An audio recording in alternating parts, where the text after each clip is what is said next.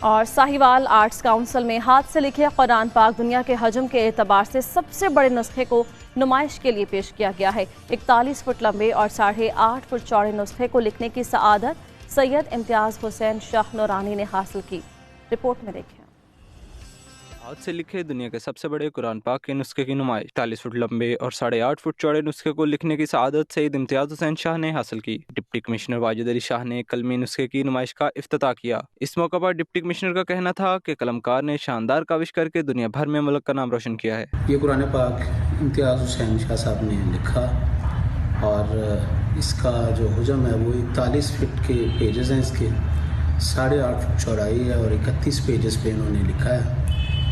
قرآن پاک بھی لکھا، ساتھ اس کے اردو ترجمہ بھی۔ اس کی نمائش اور زیارت کا اہتمام آرٹس کونسل نے یہاں پر کیا۔